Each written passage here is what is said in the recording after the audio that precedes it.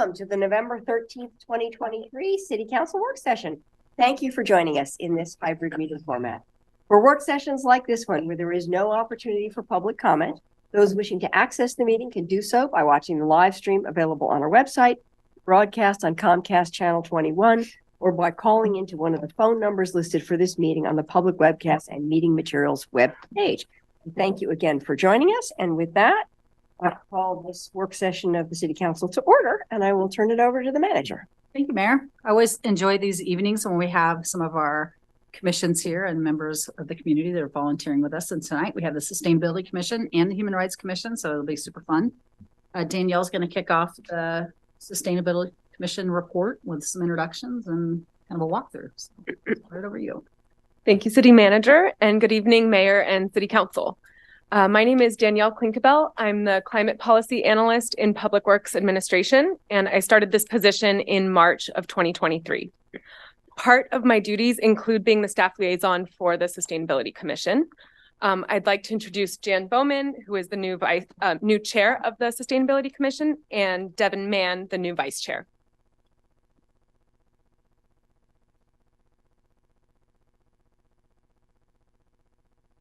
In tonight's presentation, Jan and Devin will provide some highlights from the Commission's FY23 annual report, including going over what recommendations were sent to Council in the last year. They will go over the new work plan, which weaves the Commission's work into the broader body of work of Council and staff. They will describe the work of 3 different committees that the Commission would like to form for this year. And finally, the Commission is looking for action today from City Council to approve the FY24 work plan and the proposed committees. First, I want to recognize our current members of the Sustainability Commission. I'd like to offer a reminder that there's currently 1 open commission seat from Ward 5, and we are in the process of filling the seat for Ward 4. Filling these seats are an opportunity to increase the diversity of experiences and interests of the Commission. And I will now turn it over to the chair of the Sustainability Commission, Jan Bowman. I want to use this one.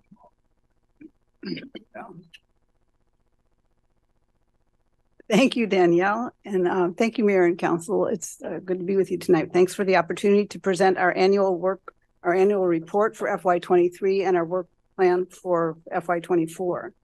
First of all, I want to, regarding the commission itself, I want to say I think we have a very strong group of commissioners this year, a great mix of people, some of us who've been there for a year or more, and some really excellent new people. And I think altogether the group represents a wide range of excellent experience related to different aspects of sustainability. We are all here to serve the City Council, the city organization, and the community as we all strive to make greater progress toward being a healthy, sustainable community. We want to be a resource to help and support your efforts. And we're also very pleased to have Ian Penn and Danielle on board now to work with after some staffing transitions over the last couple of years. So we're excited about this year and the potential we have. So next, I'd like to share some of the key accomplishments of FY23, which are outlined in our annual report, and that is Appendix A in your meeting packet. One overall theme for the year was aligning commission work with the work being done by staff and City Council. The commission was asked to provide input and recommendations to staff on a variety of topics, like the climate-friendly and equitable communities parking rules.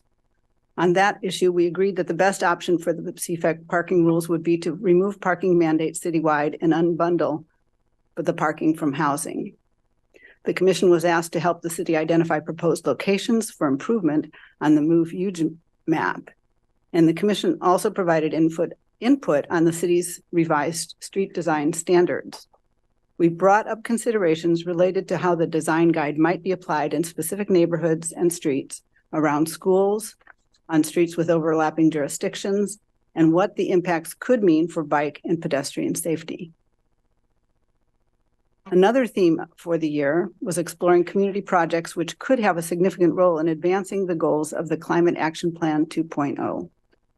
For example, Lane County is considering an integrated material and energy recovery facility at Short Mountain Landfill to improve recycling and materials recovery. The commission addressed some of the challenges related to waste management and recycling in regards to the proposed facility. Also, eWeb has an electric vehicle car share program, which provides public access to electric vehicles at different locations in Eugene, including affordable housing complexes. The commission questioned the ease of use and how to address low participation rates and accessibility concerns. In addition, staff walked through the details of the 2021 greenhouse gas inventories for both the Eugene community and city operations. This helped the commission understand how the city is tracking progress on climate recovery ordinance goals and allowed the opportunity for questions and input about how that data is collected. One good accomplishment was forming the Education and Outreach Committee to develop a foundation for how the commission can conduct public engagement and outreach. The committee developed a slide deck to present at community meetings like neighborhood associations and had our first outreach effort tabling at the Southeast Neighbors Association picnic this summer. We look forward to expanding our outreach resources and efforts in the coming year. During the year, the commission sent 3 recommendations to City Council, and I'll turn it over to Devin to expand on those. Thanks so much, Jan. So the 3 recommendations to City Council were: in November 2022, the commission sent a letter to support an ordinance to restrict fossil fuels in new residential buildings. In February 2023, we sent a letter to support the concept of a public health overlay zone. And in June 2023, we recommended that a member of the Sustainability Commission be part of the Revenue Committee. The letter also included possible revenue streams for climate work for council consideration. Now, Jan will switch focus back to the proposed work plan of FY24. Thank you, Devin. So we have three main goals for our work this year. First, we'd like to better align our work with the CAP 2.0. This means understanding better where the city and community partners have made progress and identifying opportunities for the commission to help advance that work.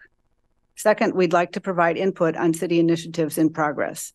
This means increasing our understanding about the city's work across a range of sustainability topics and identifying where there are opportunities for the commission to participate. This could include providing input on projects at meaningful stages in the decision-making process, doing additional research that supports staff work, or providing recommendations to City Council. Third, we would like to increase our engagement in the community. As we mentioned earlier, as volunteers representing the Eugene community, the commission is in a unique position to gather input on sustainability policies and practices that reflect community values. We'd like to have more of a presence at community events and more one-on-one conversations with the public.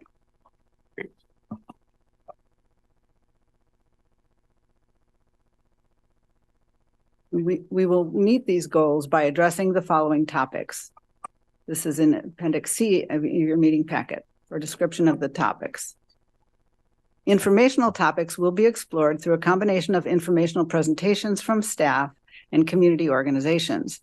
These topics will help the commission increase understanding of the current initiatives and opportunities. The topics currently planned are recent state and federal climate policies meant to increase investments in clean energy, local efforts by community partners to advance clean energy projects, the Recycling Modernization Act and what role that will have in waste reduction, and finally, efforts being made by the city to decarbonize transportation. Collaborative topics are those that have been identified by staff that would benefit from Sustainability Commission feedback and recommendations in the next year. The topics are street trees as a part of the 2022 street bond approved by voters, concerns and opportunities related to building decarbonization, the U of O Home Energy Score program and various policy options, input on the city's land use planning for urban growth, and various ways to communicate stories and progress related to CAP 2.0. There are several topics that will be explored further through committees, which Devin will talk about next. Thank you again, Jan. As you can see on the slide, there are 3 main committees, and you can also see these in more detail in Appendix D of your meeting packet for the written proposals for each committee. The first is continuing and building upon the work of the Outreach and Education Committee that we established last year. We'll increase the awareness about sustainable lifestyles, share incentives and opportunities with residents, and act essentially as the ears of the council to better understand the community's current barriers and concerns on various sustainability topics. The second committee focuses on food waste prevention. And we know from conversations with staff, there's been lower than expected participation in the curbside composting, and very little opportunities for composting in multifamily housing. So the commission will research the barriers, successful programs elsewhere, and potential strategies for specific building types such as multifamily and affordable housing. Our third committee will focus on building decarbonization, which is a huge focus for the city's sustainability staff. This committee will examine two specific challenges. The first is identifying potential best practices to overcome the challenges of making energy efficiency improvements to rental properties. The issue is that landlords may be unwilling to pay for improvements to rental. The issue is that landlords may be unwilling to pay for improvements, and tenants are unlikely to invest in a property they don't own. The second challenge is how to ensure that energy efficiency or electrification upgrades are leading to actual improved building energy performance. So we're calling this the energy performance gap.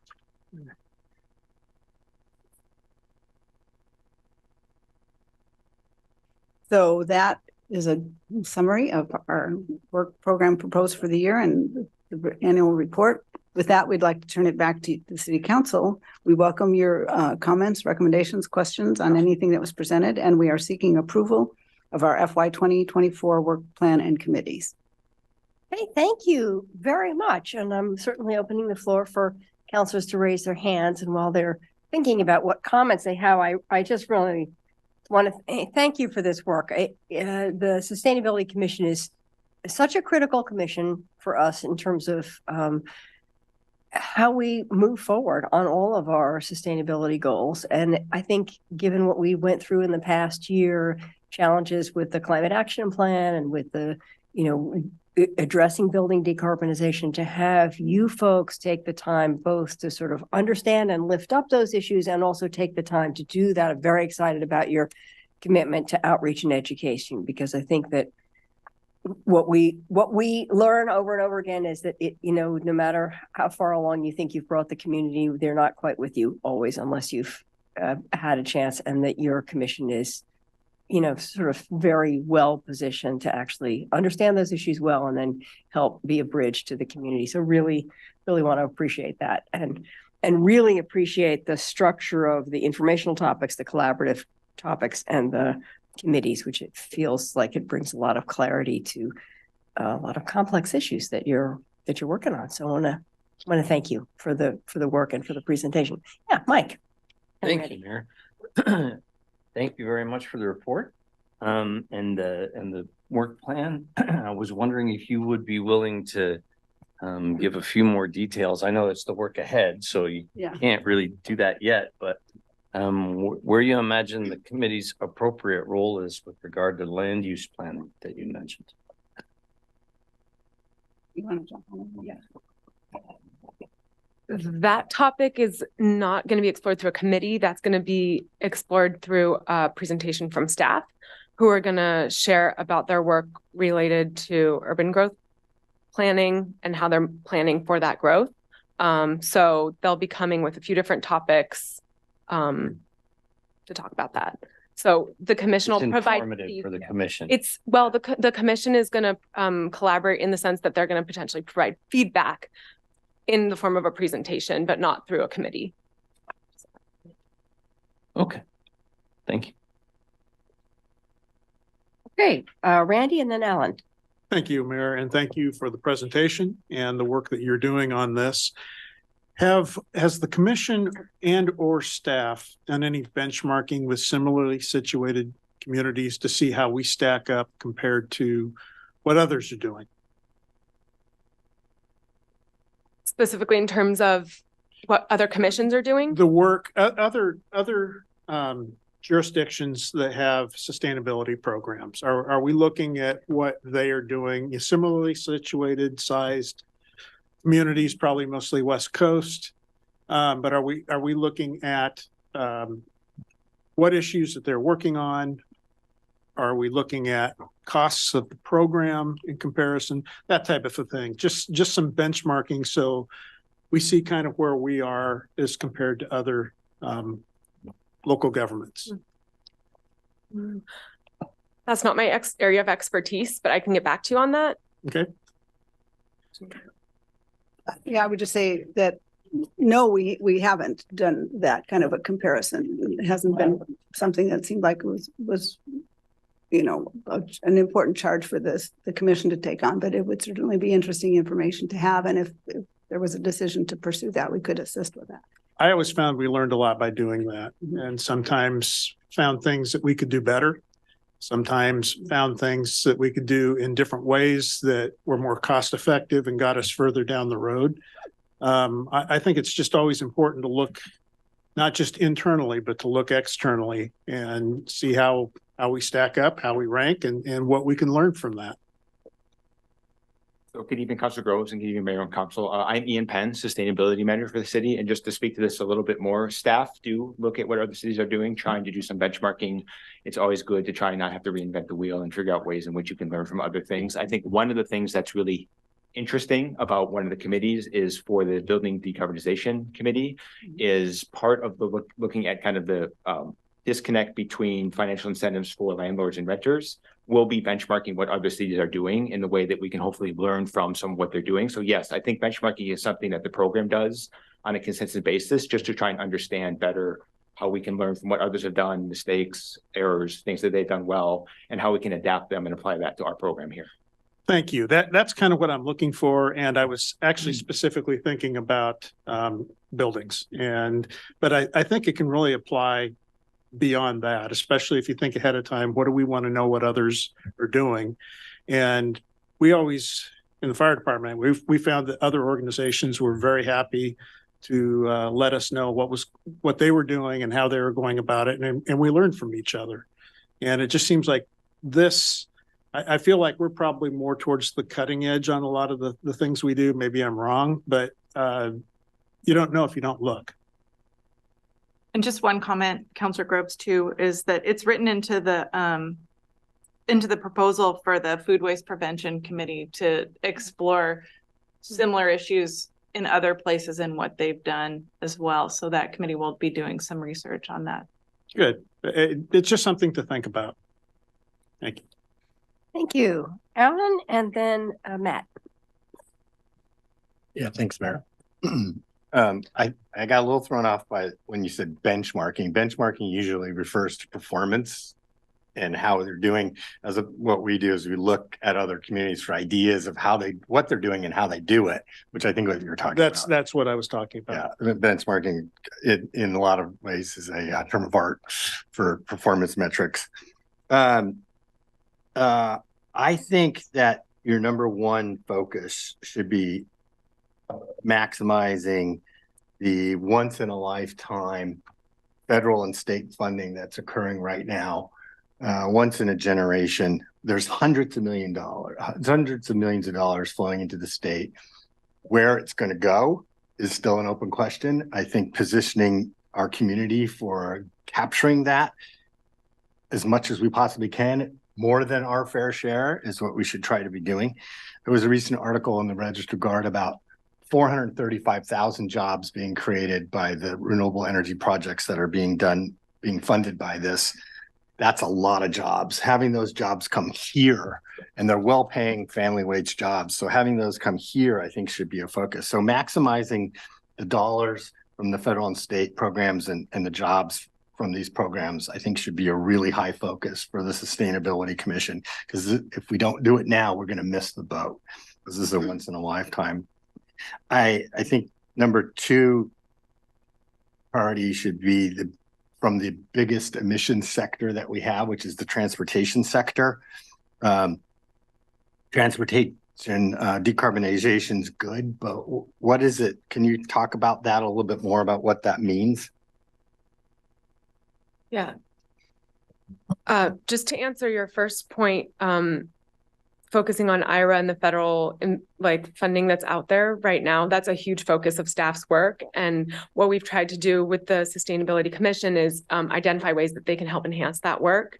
So for example, the Building Decarb Committee, two sort of gaps that we've identified in what we're doing is like the rental property situation of how to make sure that rental properties also see the benefits of those investments. And then also with the energy efficiency and electrification upgrades, how to make sure that those upgrades are seeing the energy performance that they're intended, which is going to be a big metric for how some of that funding is leveraged. So that's how we've sort of tried to help encourage the commission to set up this committee in a way that enhances the work that staff is doing, because we sort of see that as the best use of all of our time. And then your second question on transportation decarbonization, there was a lot of interest from the commission to set up a committee on transportation to explore different things like R99 renewable diesel and EV charging infrastructure and a lot of incentives around EVs. And there's a lot of work that staff is doing also related to transportation. And so before we had the commission go ahead and move forward on doing work, we wanted to make sure that they understood the work and landscape that was already there. And so there is the potential that the commission might still stand up a committee later on once we're able to have staff come present about what's already being done. Good. Yeah, the legislature misguidedly didn't fund the rebate program for EVs. I think that's something we should look at as a local thing, because I'm not sure that's going to happen at the state level. The two things on building decarbonization, there's a new building performance standard that the state adopted, and which is a new requirement that all buildings meet a benchmark. And if they don't, they have to show how they're going to meet that and have a time frame to do that. There's going to be 6 state staff working on that with tiers, and it's going to cover most buildings. So getting involved in that, making sure that that's done really well at the local level is going to be really important. The home energy scoring is another way to get at building decarbonization. People have information, they can act on it, and it basically gives you an energy score like your appliance score for your house. Many cities have already done this, and actually Eugene's way behind the 8 ball on that. I'd like to see us move, and hopefully the Sustainability Commission can push for that and move for adoption of that. As well, there's just been an RFP release to look at how you apply the home energy score to rental properties, which we have 50% of. So that's going to be a big deal as well. And I'll need around 2, Mayor. Okay, got it. All right, Matt and then Jennifer. Thank you, Mayor. It is so nice to see 2 Ward 2 South Eugene leaders spearheading the Sustainability Commission. And Mayor, if I may, I'm a little jealous and envious of Councilor Semple for her post. And come the new year, I might want to be knocking the mayor's door down for an additional assignment, because I'm so excited of the work that you all are doing. Thank you. I have some questions around tree canopy protection and strengthening our existing tree canopy preservation standards. I have questions about the gas-powered leaf blower committee. This report indicates that the proposal was not able to get council approval in time, but it was decided that the Sustainability Commission decided the topic would be rediscussed for inclusion in the FY24 work plan. I thank you for that. I'm curious to know more about the foundation. I'm familiar with the KLCC Public Radio Foundation, the Eugene Public Library Foundation, and the Eugene Police Foundation, but the FY23 annual report highlights says developed a foundation for engagement and outreach. Do you just mean that you little f? Little f. Okay. Let me know how I can help to get to that big. That would be very cool. And then finally, Give them $1 million. Right. Finally, on our agenda this evening, where CFEC is on our agenda.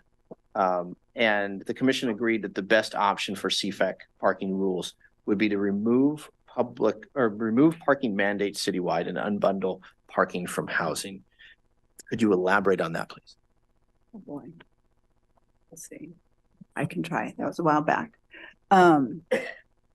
As I recall, it seemed like the simplest option, and that there were so many other things that were unclear at this point, that seemed like the best first step to take. And help me sort of elaborate on that. But at this point, that was the simplest. It was a little unclear what effect, if any, the other options would have. That's what I recall about the situation. So Councilor Keating, I think the commission was some of the guinea pigs of engagement for staff to come talk about CFEC or in the early days of CFEC about a year ago. And I think it was option one, which was restriction of parking across the entire community as being kind of a blanket restriction, seemed like at that time being the most easy to implement and probably the most effective. And I think it was just, affirming kind of where staff was maybe heading in some of their thinking, but based on the presentation and based on the options, some of which were pretty complicated and seemed like they'd be really difficult to implement, it felt like that would be the one that was most implementable based on, information that we got from staff at that time. Right.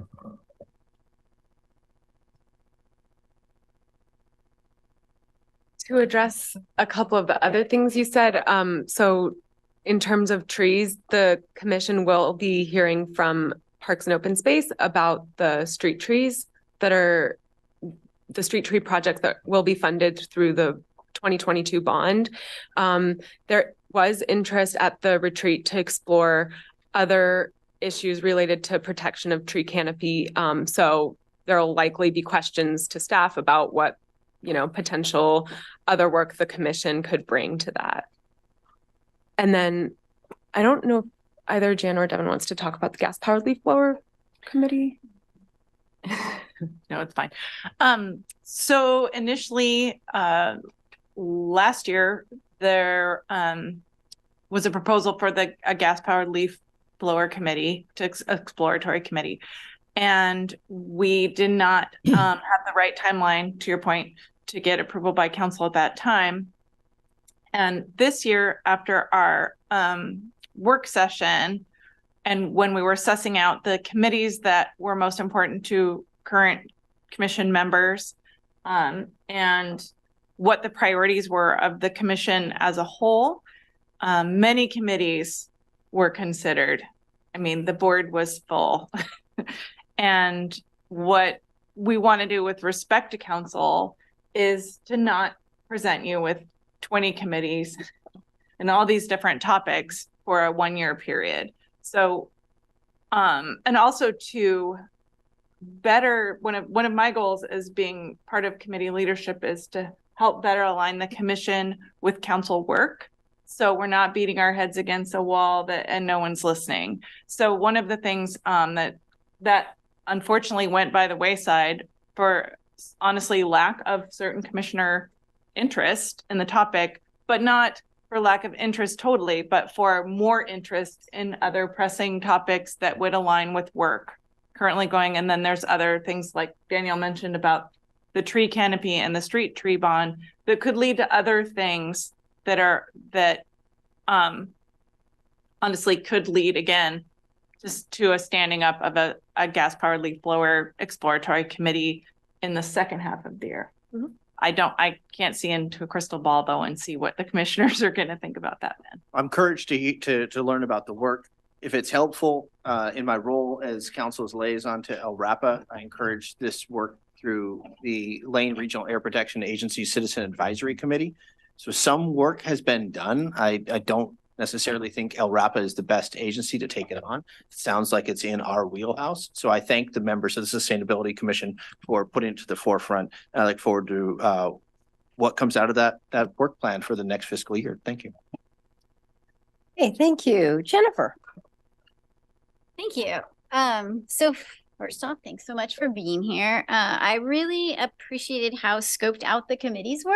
There was quite a bit of detail. You guys obviously really discussed this a lot, and it sounds like you had a very long list, so you probably had to figure out what your priorities were. And but I was very impressed. I'm also will say over the last several years, it seems like the committee has also been really being intentional about aligning your work with what council and staff are doing. And I personally really appreciate that. And it feels a lot more helpful and relevant to what we're doing. I'm sure there are things that come up that you end up working on that are side related and maybe not what we're doing. And that's great too, because then we all learn together. But it's great to see that emphasis on what's being done. So I'm wondering, the other thing that was that I remember there being some issues was about not being great communication between the commission and council. And I'm wondering if that is also getting better, or how you feel about that as we are today. Yeah, thank you for acknowledging that. I do think we are working really hard on keeping our work as closely aligned with things that are going on as we can. There's as Devin was saying, there are so many interests and so many things that we could be working on. So trying to keep that focus is a challenge sometimes. And there will be things that you will hear from us with a letter or a memo or something else that may not, be directly in line with all these things. But I do think that the communication I think everybody's been working hard on that. And there had been a plan, I think a couple of years ago, it was first conceived for leadership to meet with the mayor and managers on a quarterly basis. And with COVID and all the things that happened, I think it happened once or twice or whatever it was before I was directly involved. But we are resuming that, and I think that that's very helpful. So that we are making an effort, as commissioners, to meet more with the counselors, either the counselors who appointed us by ward, or if we're one of the at-large positions, pick a counselor, pick someone, try to stay in touch with on a more frequent basis, so that here's what we're working on. How does this fit in? Are there other things you think that the commission could be helpful with? How would that work? So we are working really hard on that. And also creating liaison to other established commissions, making sure we have someone who takes, does some tracking with the Human Rights Commission, with the, other, keep a better handle on what else is going on that relates to our work. Great. I appreciate that answer. I think the work plan is exciting, and I appreciate you guys being here today. Thank you. Lindsay. Yeah, thank you so much. And thank you for your service to our community.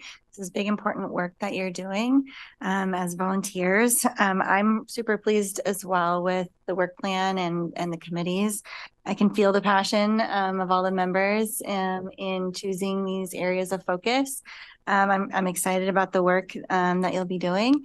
And you touched on this just now, but as ears of the council, how do you see yourselves doing that more? And I've been thinking for a long time that I'd love to see more of that triple bottom line in our information packets of how is this impacting, every decision that we make, how is this impacting our climate and our equity work that we're doing? And I guess I'll let you take it away and then I have one more.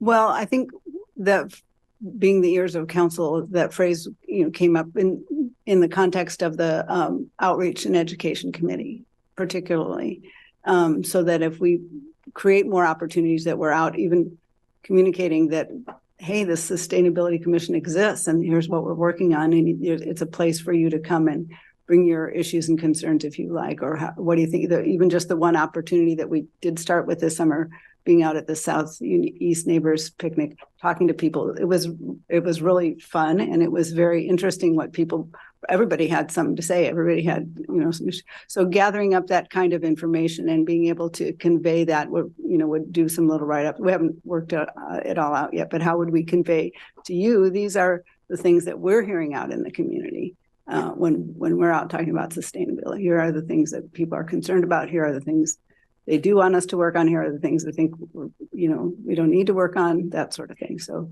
that was really the thinking around that. Wonderful. Yes. Something that just going back to the tabling event at the picnic, it was pretty amazing. And it took a lot of effort to make that happen, but once it was rolling, it was excellent. And one of the you know, one thing that was very obvious was that people did not know that the Sustainability Commission existed, and let alone what they did. I mean, just like full on existing. And so just even starting there sounds a little simple, but it needs to happen. And that increases involvement on many levels, and more information can come in just from people knowing that it's there to then do public comment during meetings or whenever that is. There's an opportunity for that. And I mean, the second part, and I know Jan touched on this in her last answer, but like, if I can emphasize, I don't know if I can emphasize this enough, but I really strongly encourage counselors to meet with your or a commission member quarterly if you can do it. I understand we're all essentially volunteers, so we all have limited time. But that is a great way for information to you know, go both ways, but also, hey, this is what I'm hearing out in the world. This is what happened at our last commission meeting, even. Since I know all of you don't tune in to every commission meeting, but I just wanted to add that in as well. Thank you so much. I hear Alan, and I like hearing all of your ideas on how we can utilize all of the different resources that we have available. I wouldn't mind having that information available as well to explore. So just ways that we can utilize and capture that. And I know the staff are working on that as well. So if that could potentially be, you know, a further work session or something like that, I think we could all utilize, have that information available. And so, yeah, no, that's all I have. Thank you. Thank you so much again. Thank you. Alan, second round? Yeah, thanks. Continuing to my list, I think the CAP 2.0 communications is a really important part of what the Sustainability Commission should do, despite the fact that nobody knows it exists, which really hurts me since it was my motion to create it. But we don't tell our story very well, and focusing in on that and making sure we tell our story better and getting resources from the city about how that will work, well, I think would be really helpful as we ask for things that are going to be tougher to ask for. On the street trees, the governor's task force on housing, one of their draft recommendations basically does away with our tree ordinance. And so I hope that Sustainability Commission is focusing in on that, because that would be a shame. And then finally, at Short Mountain, the materials recovery, that project, the long-standing project for Emerald PUD, the landfill gas to electricity project, just had its 30th anniversary, but it uses the landfill gas to create electricity, and it reduces greenhouse gas emissions pretty dramatically, and it creates revenue for the community, but it requires the organics to be there to be able to do that. And so decreasing in organics makes that project less viable, which is why and also electricity, which is becoming more valuable, reduces that. And so getting rid of the non-organics in that recycling is really is great. There's also, because of the interplay between the organics and how much generation of electricity they have, because of the decomposition of the organic material, the power sales contract they have with the county, the contract that they have on how that operates, requires all the organics to go to Short Mountain and be used to create this project. So, or they have to pay EPUD for the reduction. So I'm kind of wondering how people are seeing that project and what's focus going to be, and hopefully it's on non-organic recycling materials and not on the organic stuff, because we don't want to cut our nose off despite our face by hurting one really good project to do a different project because we like that one, because this one's the new one du jour, as opposed to one that's been a success for many, many decades. Yeah, I think so. You get all the yes, no questions. Well, I think I want to go back to your first rounds and talk a little bit more about raising awareness of incentives and things available under bill. And I think one of the things that we've talked about as a commission is at some of these tabling events is a way to enhance what staff are trying to do to get the word out is to have take homes for people at these events so that they're aware of as homeowners, here are the things that you could do. Here are EV rebates, here are things in the tax code, and use that forum as another way in which to get the word out. Similarly, I think one of the ideas related to outreach was to just, in addition to helping people understand that this commission exists, is that we have a cap. We have climate goals that are part of our code. And it's a way to have another avenue, conversations that staff might not be having, that members of council may not be having, to again, raise awareness of some of these things on there. So we're really seeing this outreach as something that really complements a lot of what staff are trying to do and trying to rebuild. And I'll take some responsibility for CAP not being well advertised as I'm trying to get my sea legs under me here, but I think this is another opportunity to get that information out there. And so I think really the outreach committee is something that I think can be really helpful, both in terms of getting information out there, but also getting information back from the community that can be shared with staff and shared with council. So I think it could be a really powerful committee. Okay, thank you. Any other questions? I think with that, I think we need to have a motion on the table. Thank you, Mayor. Move to approve the FY 24 Sustainability Commission work plan, which includes establishment of the following committees: building decarbonization, food waste prevention, and outreach and education. Second. All in favor, please raise your hands. 1, 2, 3, 4, 5, 6, 7, and that's unanimous. So thank you very, very much. I'm really excited about your work in this coming year. I really appreciate the way you've structured it and presented it to us, and really look forward to hearing more as the year progresses. So thank you very, very much. Thank you very much. Thank you. And thank you for the approval. See you the last Wednesday of the month at noon. Exactly. We have a regular date with Ward 2 counselor. Okay.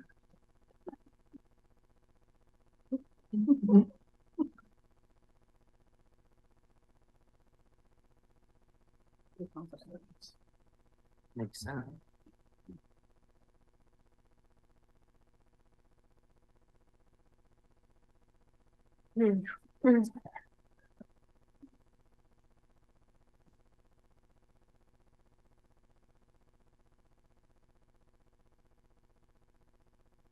Okay, are you set? You're getting there. Weren't you guys just at the police commission? Yep, a long time no see there, Councilor Blanca. Okay, I think we're ready for our second presentation, which is a Human Rights Commission report. Manager, do you want to introduce that? No, I think I'm just going to kick it over to Dre to start us off, very similar to what Danielle did. All right, good evening, Mayor and City Council.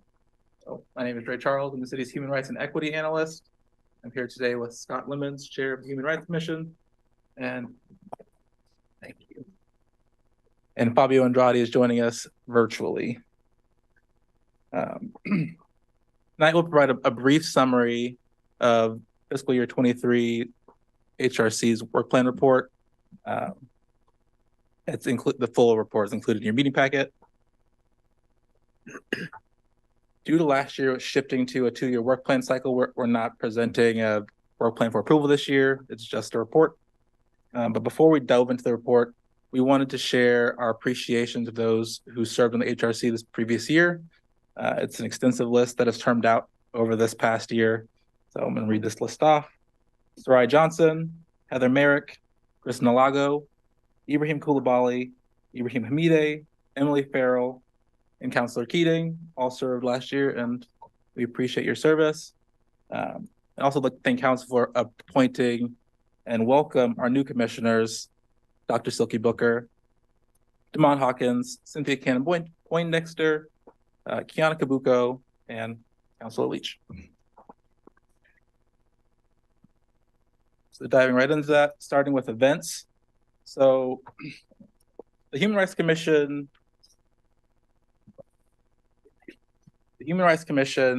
puts on quite a few events every year. Highlighting some of those, we produced an International Human Rights Day event. This previous year, it was showing of Kumahina. We actually were grateful enough to have Kumahina come and present to that panel discussion and tell their story, which was fantastic. We did our annual Homeless Person Memorial Vigil. Thank you, Mary, for speaking there. And then we did our annual Leadership Award, which this previous year we honored 2 members of the community, Bonnie Souza and Ashley Espinoza.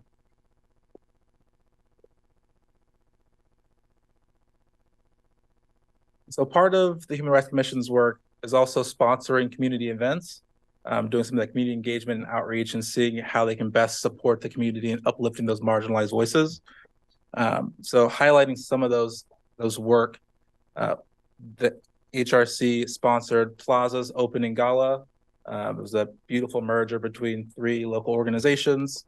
The standing NAACP Freedom Fund event, we were happy to be there and support them and wish Miles Pendleton the best as he left the organization and welcome their new president.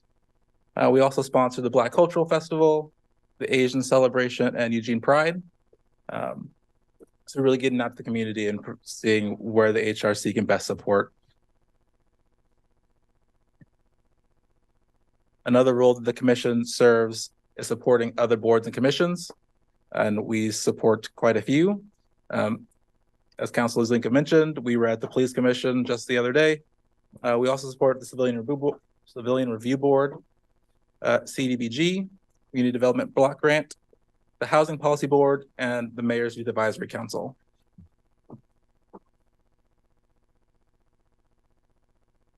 This previous fiscal year, the Human Rights Commission put through 1 recommendation. It was related to HRC recruitment. They also did quite a bit of staff supports. So they supported the multicultural liaison in the needs assessment process and engaging in listening sessions. They also supported my role in our office in doing community engagement in education on reporting hate and bias discrimination. That's part of that tabling that occurs out in the community. So when they sponsor events, the Human Rights Commission will go and be present at said events. And during that, they provide that education and resources to the community, letting them know how they can report on hate and bias, what are some available resources and supports, and just building that relationship that often may not exist in the community with local government. And with that, I'm going to pass it over to Chair Lemons. Thank you, Dre. And thank you, City Manager Maderi, Mayor Venus, and City Councilors. I first just wanted to name everyone who is on the Human Rights Commission. I'm sorry about that. But thank you, Councilor Leach. Obviously myself is on there. We also have Commissioner Hira, who is serving as Vice Chair, acting Vice Chair at the moment. Griselda Molina is the Vice Chair, but she's on a leave of absence, but is returning pretty soon. Commissioner Demond Hawkins and Commissioner Booker are both new, as well as Commissioner Kiana Kabuko. And then Commissioner Blake Burrell really does a lot of our most laborious work. So I wanted to give a big shout out to him. And then lastly, our new Commissioner, Cynthia Cannon Poindexter as well. And as was alluded to before, we do have 2 vacancies at the moment, and it's looking like we're probably just going to wait until our next cycle to fill those 2. And now for working group updates, we have 4 active working groups, the Advocacy/Leadership Work Group, Whole Eugene Community United, the Homelessness and Poverty Work Group, as well as the Economic Opportunities Work Group. So I'm just going to spend a little time catching you up on where we're at with those. So as you can see on the screen, I'm not one of those presenters that's like reads bullet points, so y'all can look at the bullet points while I speak. So the Human Rights Commission currently has the 4 work groups, as I alluded to.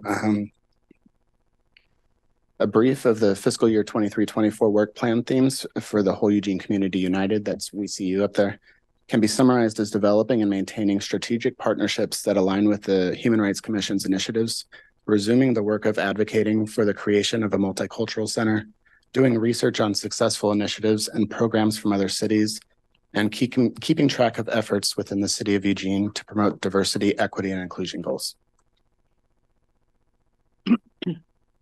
Next up, this is probably our most active work group at the moment. It's the Homelessness and Poverty Work Group. So for the Homeless and Poverty Work Group, their work plan items are centered around reducing hardships endured by those experiencing homelessness, Some focal points are continuing to advocate to recognize unhoused people as a protected group and give them protected status in relevant frameworks, identifying and eliminating barriers to housing affordability to reduce the number of individuals who fall into homelessness or even become home insecure, and engaging the unhoused community and groups to encourage reporting of bias activities that targets them, as well as finding means to provide them a space to share their stories and reality. Next up, we have our Economic Opportunities Work Group, which main focus is on policies and supports that impact or improve outcomes for short and long-term economic success for various marginalized communities. The goal could be summarized as removing barriers and creating opportunities so these communities can create generational wealth and find financial stability. Some ways they look to do this is by identifying needs for said communities to support long-term economic success, evaluating current economic development initiatives from a racial justice lens, as well as aiding in minority-owned and underserved businesses receiving public contracting opportunities. And last but not least, we have our advocacy work group. The work group is made up of chairs from all of the other work groups that I just mentioned, as well as the chair of the Human Rights Commission.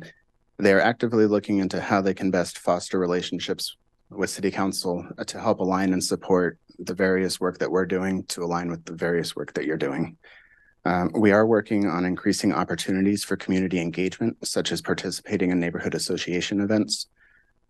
We are also looking to see how we can develop a network of human rights commissioners and professionals to further the work. At this time, I would like to thank the city staff who assisted in working on this presentation. Shout out to Dre and Fabio. And I am very much open to questions or comments. But before I do so, I wanted to share the thing that I'm most excited about at the moment is we, as a Human Rights Commission, we've connected with Salem's Human Rights Commission. And our ultimate goal that I hope I can present to you all next year is that we're going to have 7 different cities represented from their Human Rights Commission, so we can all get together and kind of create best practices within the state of Oregon.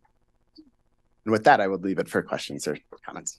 That's great. And I just appreciate very much that closing comment, because I think that the potential for human rights commissions from multiple cities, I mean, we're dealing with statewide issues after all. So your capacity to share information and share strategies could be really, really powerful. So we'll be eager to hear how that goes. Thank you for that. And I also just wanted to say that I really, I appreciate the fact that this is now a 2-year plan that you're working on. It feels like it gives you a little more latitude and flexibility to sort of get things done.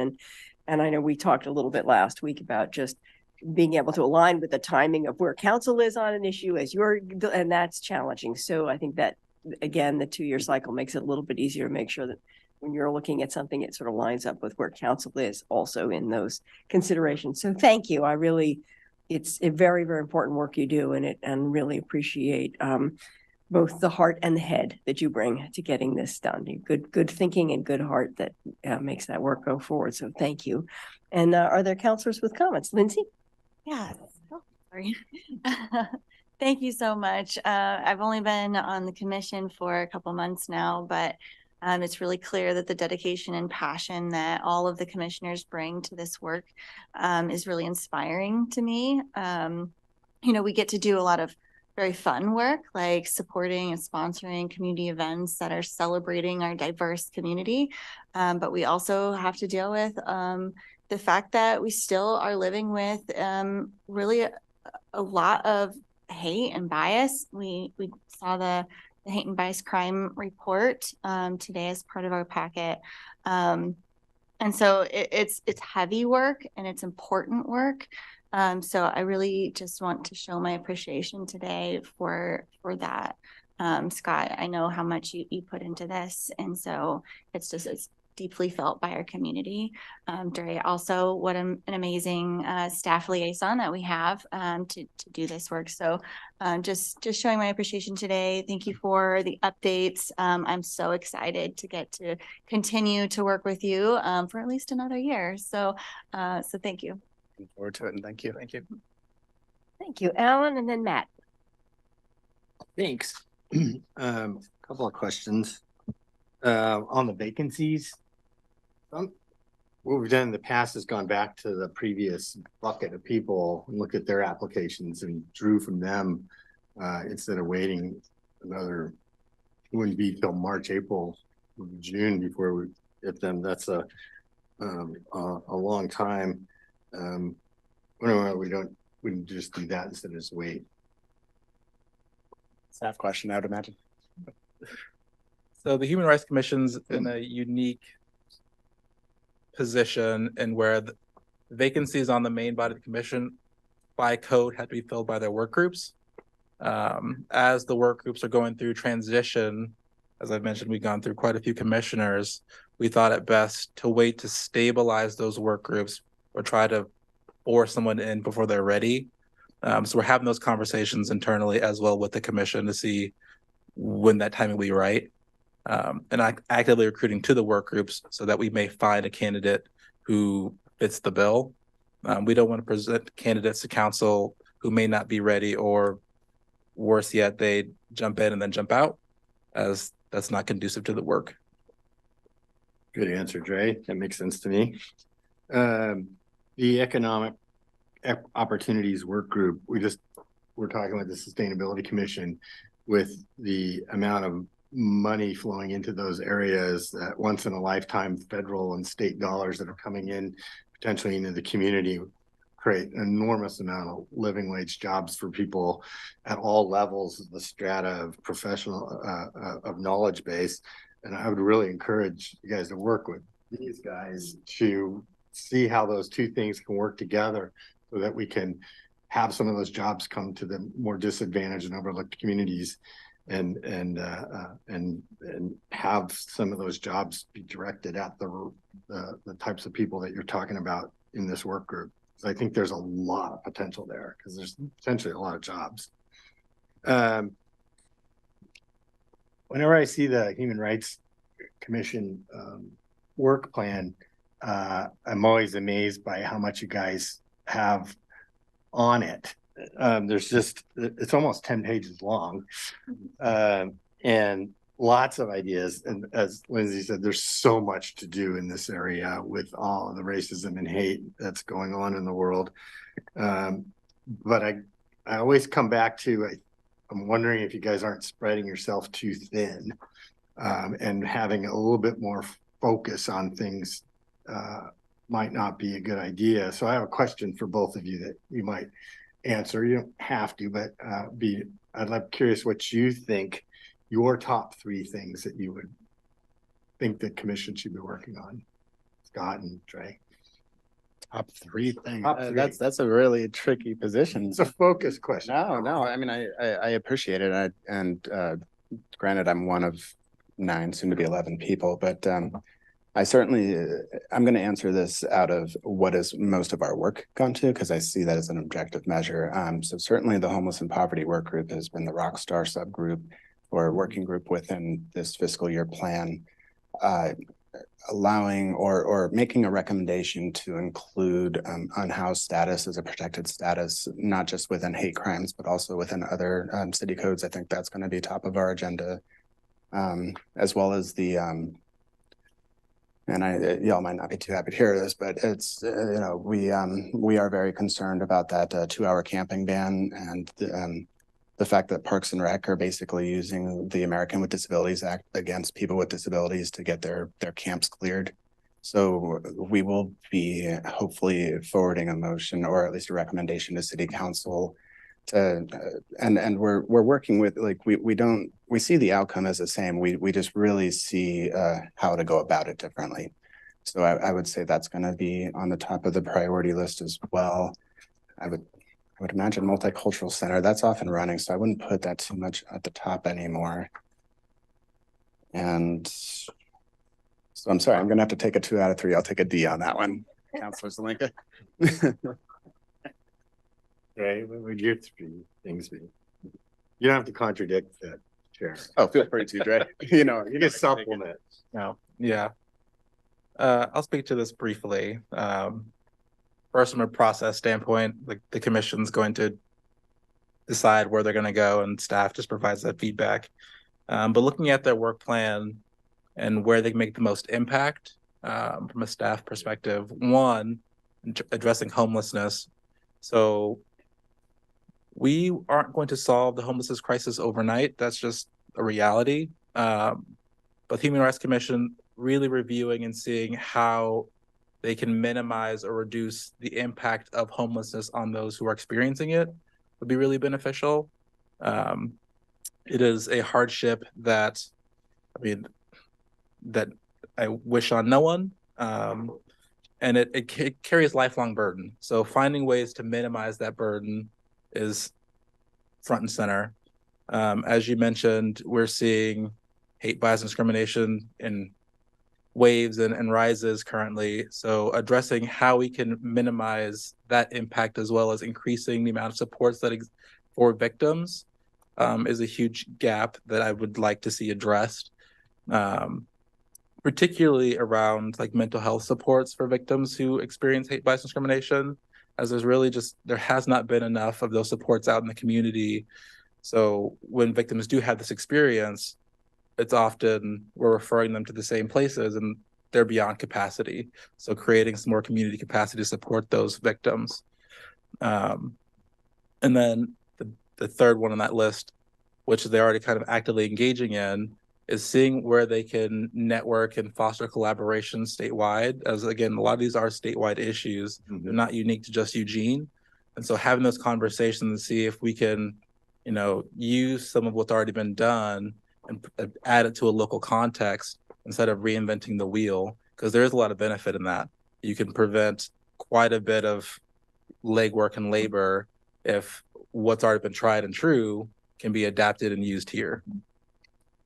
Yeah, we do that in a lot of areas. We were talking about that earlier with Cinema Commission and other places where we look at what other people have done. And I think beg, borrow, and steal is a great way to move forward quickly. And you were talking about the work that you're doing. You mentioned Salem. Is there other cities that are going to be involved in that? Best practices? Yes, we're hoping that all 7 cities that have a Human Rights Commission in Oregon will join this committee or whatever we might want to call it. Right now, we've just had meet and greets with the Human Rights Commission from Salem, and after that, invitations went out to Portland, Medford. I would have to get back to you on the exact cities that I reach out. I just know there's 7 in Oregon, but so far including us, yes. 6 other cities. 6 other cities, and Salem's on board, so we have 5 more to track down. Okay. Yeah, some of us have connections with some of those cities, so if you could let us know who they are, maybe we have people that we can help increase some kids a bit. No, thank you, Commissioner Zelenka. I'll be following up with you about that. Thank you. Well, do to all of us. Okay, great. I'll follow up with all of you. Okay, thank you, Matt, and then Jennifer. Certainly. Thank you, Mayor. I was thinking along the same lines as Councilor Zelenka. In the piece for your 2023-2024 work plan, you indicate that you want to develop relationships with other human rights commissions statewide. It's encouraging to hear there are 6 others. Councilor Semple and I are going to be participating in the National League of Cities in Atlanta this week. And I wonder if there's opportunity to explore Human Rights Commission work nationally and even internationally. I think there is actually plenty of space to do so. Thank you for posing that. I'll bring it to the advocacy work group and we'll see what we can do. If there's any way for you to if you happen to run across any people who are human rights commissioners, if you can get their contact info, I would love to set up I'm sure all of us, we would love to have like a nationwide network. So I do see that as really important. We started with the state just because lower hanging fruit than the national level, but I don't see why we can't do both at the same time. Okay. What's the Human Rights Commission's relationship, if any, with the Poverty and Homelessness Board? So the Homeless and Poverty Work Group is a working group under the Human Rights Commission. I think four commissioners serve on the Homeless and Poverty Work Group. Now I'm I'm totally sorry. different. I missed it. What's up? The Poverty and Homeless Board it is made up of, Mayor, you could speak to this more than I could because you're a member. If you could give a snapshot as to who makes up the board. I know there's folks with lived experience. So the Poverty and Homelessness Board is a board that is required by HUD in order to oversee the process of continuum of care applications for the work that we do on housing and homelessness. So it has it is required to have a broad stakeholder group. So I suppose I'm not going to assume what your question is about that, but I think you know. can take it from there. You know where I'm going with this. Yeah. There's a reimagining of the Human Services Commission, the Poverty Homelessness Board. That may be just the ripe opportunity for the City of Eugene's Human Rights Commission to lend their voice in regards to prioritization. Happy to connect offline and help connect those dots. That's a great idea. Can we please do that? Connect offline. I'll speak to a little bit as well. So members of League actually do sit on the Homelessness and Poverty Work Group for the HRC. So they provide that conduit both ways. So when the HRC has items, for example, they're looking to do listening sessions with the unhoused community, they drafted those questions and kind of those processes and gave that to League for review. And they're getting that feedback. So they're doing things in a culturally sensitive way. But members of League also look to the Homelessness and Poverty Work Group and the HRC for that feedback as well, to see how they can best advocate and or have these conversations with City Council. We can move the needle. Dre, you might explain who League is. I'm not sure everybody knows. League Lived Experience Advisory Group. Oh, what's the U in League? Unhoused Engagement, Maybe. I want to say. Yeah. That's right. Yeah. So they're a stakeholder group. They're a subgroup that is active on the Poverty and Homelessness Board. Membership of people with lived experience. Thank you. There might be an opportunity Yeah. to really strengthen the synergy there. And then finally, thank you, Councilor Leach, for serving on this critically important committee. And thank you, Chair Lemons, for your leadership. Thank you, Dre, Charles, for your expertise. With the spike in hate and bias, and I shared with you the piece of physical mail that I received. You are aware, obviously, of the challenges that council faces. And when I was serving on this commission, we long expressed frustrations with DOJ in regards to the lack of enforcement of peddling of such hate. And sadly, I recognize that unless there's property damage or an immediate physical threat, it's near impossible to press charges on a perpetrator, on someone who is peddling or spewing despicable, xenophobic, or anti-Semitic rhetoric. Has that piece been the biggest challenge that the Human Rights Commission faces? And where do we go from here? What can we do as a municipal body to support your work? Is there connectivity with law enforcement, with DOJ? What's the answer? What's the missing ingredient that we could be helpful partners to put an end to the nonsense? I will let Drake get in with all the technical stuff. But from my perspective, and especially with what happened at the Human Rights Commission last month, I would say the best thing that we can do as a Human Rights Commission is to forward our work and continue doing our work in the face of hate. We do live in America. We have the First Amendment, and that's kind of hard to work around.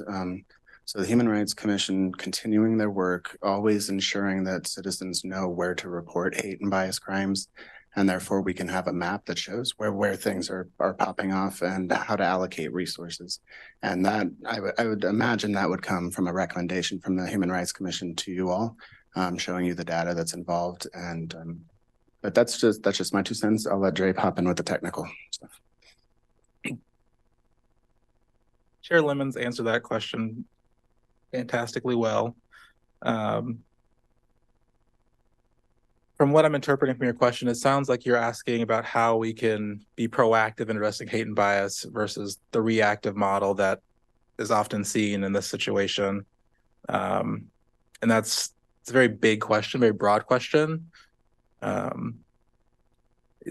Racism is one of those things, and all the other isms and phobias, something that isn't solved overnight.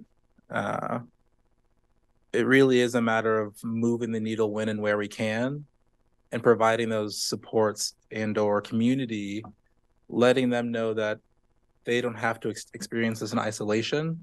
I think that's one of the most difficult things that I've seen both in my work and in my personal life.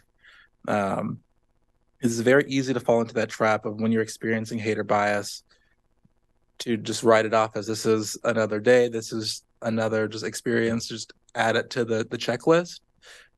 Even as staff, when I had those experiences, it's like I was walking downtown and had someone make some rude and or inappropriate comments, and I kind of just compartmentalized it and kind of left it alone. I was like, I need to report this.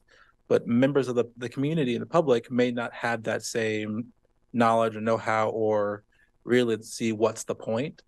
I'll commend the Oregon DOJ on doing their community campaign that they're doing currently to really provide everyone that extra layer of this is the avenues of support when you experience this, so the community can then see that this is why you report these things. It's not just blank numbers going into a spreadsheet that aren't going to be utilized, but there are actual victim supports that exist, such as a victims compensation fund. So individuals who have these experiences can then, get mental health resources if they don't have, health insurance. It can help individuals relocate if there's a need for that. It can help individuals put up security cameras, things like that, that can help inspire individuals to report if things do pop up, instead of like, this is just another day in the life and I don't want to add this to my to-do list. In terms of preventative measures, one thing that we're actively engaging in is having community conversations around education, because we can educate the community in both how to report and what these things look like in the community in terms of hate and bias. We can hopefully look to curb some of that. But again, like racism and these things are huge topics and they're not going to go overnight. So we just got to keep at it.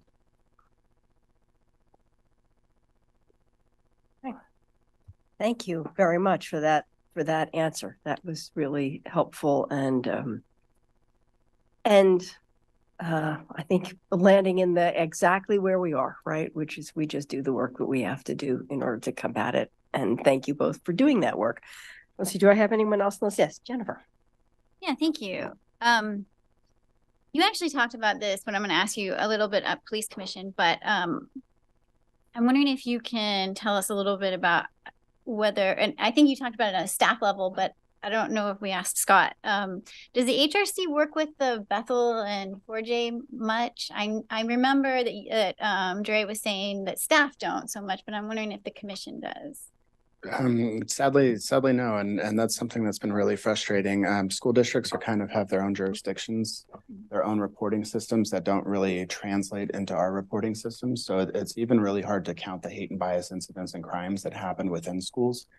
I would really like to find a way to partner with these school boards in any way, shape, or form to get in there, doing some education, doing the tracking of hate and biases, and being able to see trends is really important. But the way the system is set up right now, no, we're not able to really break down that wall. Okay. I appreciate you going over that. Joy's got a little more on that. Bethel. Just a brief clarification. So when bias crimes occur in schools, those do get reported to EPD. Schools are mandated by law to report those things. It's bias incidents that go uncaptured in those systems. Right. Things that fall below a crime, right? What I would assume would be the majority of things that are happening. Yeah. Okay. Well, thank you. So my next question was, this 7 commission collaboration sounds fantastic, but when you said you were going to work on best practices, did you mean best practices for human rights commissions or more broadly? we're looking at human rights commissions, and best practices might not have been the best word, but like how can we better help each other, and our work catalyzes what they're doing in Salem and vice versa. So maybe best practices was not the right word for me. Maybe supporting each other. Yeah, supporting each other, sussing out ideas that we might want to collaborate on, and so we can work on the Eugene level, they can work on the Salem level, and it's probably going to be state related stuff that we're working on, not individual city stuff. That sounds fantastic. That's better than I think best practices. Sure. Let's go with that. We'll do better than best. Awesome. I know you guys have a ton of work already. So I hate to make this suggestion, but I didn't realize you guys did so much tabling at events, which is fantastic. I mean, I've seen you once in a while, but I didn't realize you did a lot. And I know it's a huge hurdle for commissions to be able to do that. And so I'm wondering if, like with police commission, we have the ability to partner with the auditor's office. It's the only way we would ever be able to do it. I'm wondering if other commissions could, since you have touch points on so many other commissions, we could figure out a way to support each other, to be able to do that tabling that is so hard to do with a small volunteer group of 9 or less people. So anyways, not to add more to your plate, but I wouldn't see that as adding more to my plate. Maybe outside of, I would say you're encouraging me to work smarter, not harder, right? Which we should all be doing. Yeah, I definitely see that. The Human Rights Commission we have great supports in the Office of Equity and Community Engagement. So we've been partnering with their staffers to go out. I would be more than happy to partner with the Police Commission and the Sustainability Commission to go out. And I mean, you're absolutely correct. There's so much intersectional work that we're doing right now that I don't see why not. We do have a very strong liaison position with the Police Commission at the moment, but there are other liaison positions that we could strengthen. So I will be bringing that to the advocacy work group. Thank you. Great. And very lastly, I did not understand very how you were explaining mid-year vacancies. So the council, if we wanted to fill a mid-year vacancy, we can only appoint someone who is already a volunteer on one of the work groups. Is that what you meant to say? Oh, I'm sorry. It's like a whole thing now. Thank you, Counselor. Yes, it's actually in code for HRC. They have to pull from their work groups in order to fill those vacancies, as opposed to the annual process where they can just collect any interested applications. Okay, so if you wait for the annual time, then we just do it how it's anybody who applies and it qualifies. Yes, although I'm not sure that's what Dre was explaining. I think Dre still intends to pull from the work groups. They're just hoping to beef up their work groups, get more parties on their work groups in order to have a strong pool. And the work group, these volunteers are vetted and appointed by the HRC members. Yes, they go through a similar process of appointment.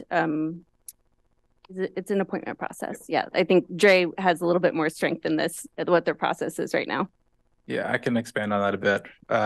First, we have one of those vacancies is actually going to term out at the end of this year. So that can be filled at the annual recruitment process. And that'll bump us up to that 10 mark or 9 mark.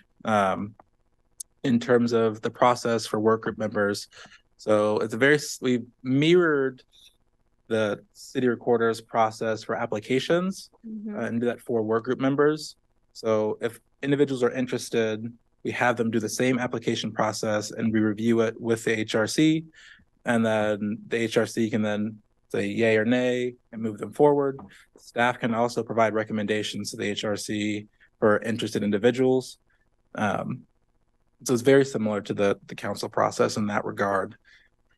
Now, in terms of like where we are with the work groups, currently we're like I mentioned previously, we're going through a bit of a transition because we've had a pretty significant amount of turnover this year of previous commissioners terming out or previous commissioners having to move on to do other things with their time.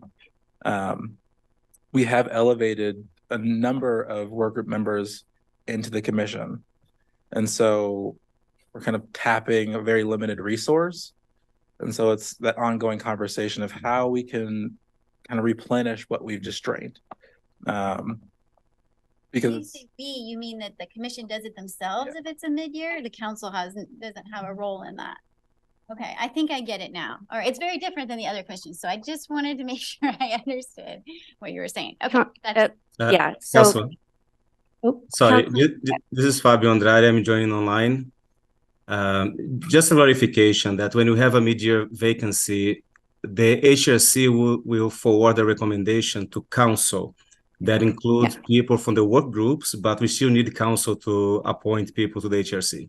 Oh, It's okay. just that instead of getting from the general community, the applicants will all come from the work groups. Thank you, Fabio. I appreciate that. Thank you. I'm sorry. I just wanted to make sure I understood. It's complicated. Okay, any other questions or comments from council? All right, well, seeing none, thank you very, very much for this report. Thank you for your good work and your thoughtful answers to all of the questions. And we appreciate that. And I think with that, we are adjourned.